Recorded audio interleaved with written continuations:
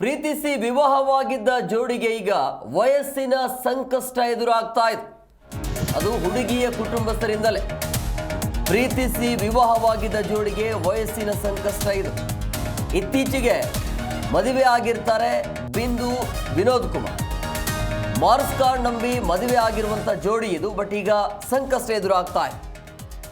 ಭಾಗ್ಯಲಕ್ಷ್ಮಿ ಯೋಜನೆ ಬಾಂಡ್ಗೆ ಅಲ್ಲಿ ಸಂಕಷ್ಟ ತಂತಾ ಇರುವಂಥ ಈ ಒಂದು ಯೋಜನೆ ಬಾಂಡ್ ಅಂದರೆ ಭಾಗ್ಯಲಕ್ಷ್ಮಿ ಯೋಜನೆಯ ಬಾಂಡ್ ಈಗ ಸಂಕಷ್ಟವನ್ನು ತಂದಿಡ್ತಾ ಇದೆ.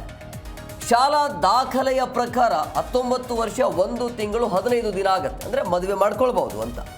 ಅಂದರೆ 18 ವರ್ಷ ಆದ ನಂತರ ಮದುವೆಗೆ ಅವಕಾಶ ಇರುತ್ತೆ.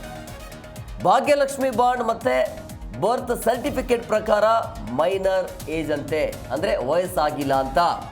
ಸೊ ಯಲಹಂಕ ನ್ಯೂಟೌನ್ ಠಾಣೆಯಲ್ಲಿ ಈಗ ದೂರನ್ನು ಕೊಡಲಾಗಿದೆ. ಹುಡುಗಿ ಮೈನರ್ ಅಂಥೇಳಿ ಯುವತಿಯ ಕುಟುಂಬಸ್ಥರಿಂದ ದೂರು ದಾಖಲಾಗಿದೆ. ದೂರು ದಾಖಲಾಗಿರುವಂಥ ಹಿನ್ನೆಲೆಯಲ್ಲಿ ಪೊಲೀಸರಿಂದ ಯುವಕನ ಬಂಧನ ಆಗಿದೆ. ಯುವತಿಯ ಚಿಕ್ಕಪ್ಪ ಬೆಂಗಳೂರಿನಲ್ಲಿ ತಹಶೀಲ್ದಾರ್ ಆಗಿದ್ದಾರಂತೆ.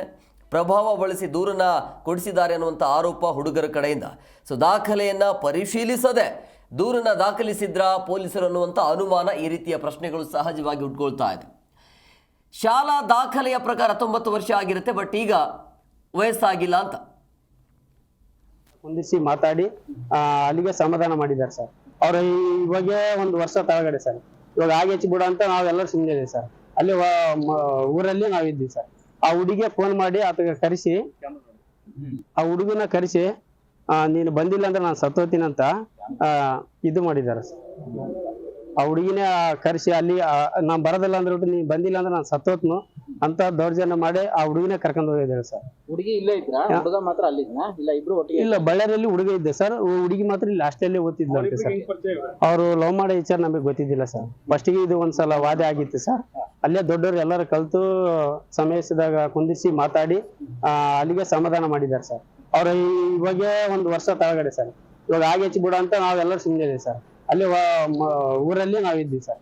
ಆ ಹುಡುಗಿಗೆ ಫೋನ್ ಮಾಡಿ ಆತಗೆ ಕರೆಸಿ, ಆ ಹುಡುಗನ ಕರೆಸಿ ನೀನು ಬಂದಿಲ್ಲ ಅಂದ್ರೆ ನಾನು ಸತ್ತೋತೀನಿ ಅಂತ ಇದು ಮಾಡಿದ್ದಾರೆ ಸರ್.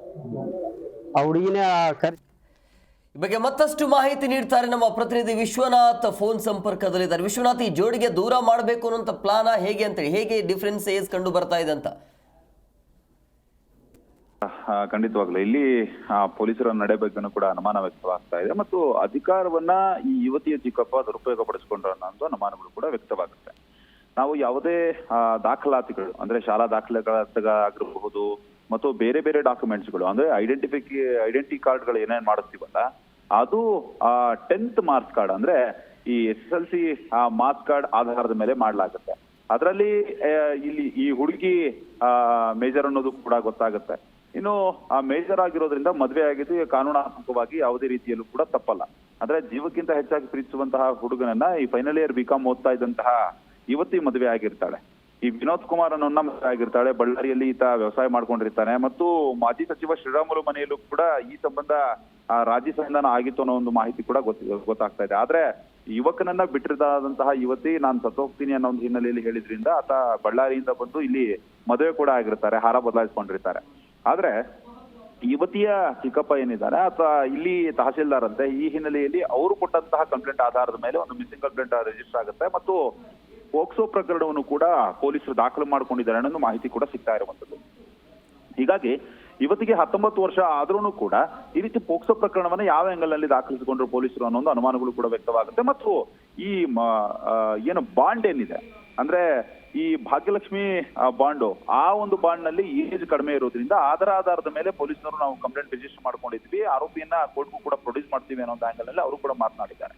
ಹೀಗಾಗಿ ಪೊಲೀಸ್ ಅಧಿಕಾರಿಗಳು ಕೂಡ ಇದಕ್ಕೆ ಸರಿಯಾದಂತ ಅಂದ್ರೆ ಡಾಕ್ಯುಮೆಂಟ್ ಗಳ ಆಧಾರದ ಮೇಲೆ ಕೆಲಸ ಮಾಡಬೇಕಾಗುತ್ತೆ. ಆದ್ರೆ ಯುವಕನ ಏನು ಸಹೋದರ ಆಗಿರ್ಬೋದು, ಅವರ ಪೋಷಕರಾಗಿರ್ಬೋದು, ಇಲ್ಲಿ ನಮಗೆ ಮೋಸ ಆಗ್ತಾ ಇದೆ ಮತ್ತು ಡಾಕ್ಯುಮೆಂಟ್ ಗಳನ್ನ ಸರಿಯಾಗಿ ಇಲ್ಲಿ ಬಳಸ್ಕೊಳ್ಳಲಾಗ್ತಾ ಇಲ್ಲ ಮತ್ತು ನೋಡಿಲ್ಲ ಸರಿಯಾಗಿ ಪೊಲೀಸರು, ಸುಮ್ಮನೆ ನನ್ನ ತಮ್ಮನ ಮೇಲೆ ಕೇಸ್ ಹಾಕಿದ್ದಾರೆ ಅಂತ ಈಗ ಹನುಮಂತ ಅನ್ನೋರು ಕೂಡ ಒಂದು ಆರೋಪವನ್ನ ಮಾಡ್ತಾ ಇರುವಂತದ್ದು. ಒಟ್ಟಾರೆಯಾಗಿ ಈ ಒಂದು ಪ್ರಕರಣ ಏನಿದೆ, ಪ್ರೇಮ ಪಕ್ಷಿಗಳಾಗಿ 4 ವರ್ಷ ಓಡಾಡ್ತಿರ್ತಾರೆ ಯುವಕ ಯುವತಿ.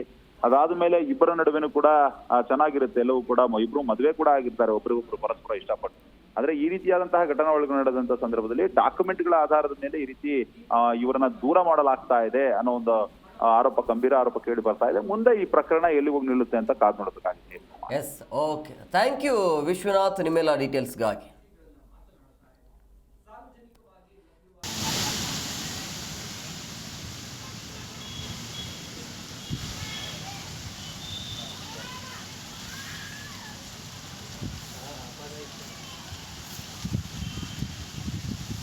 DDC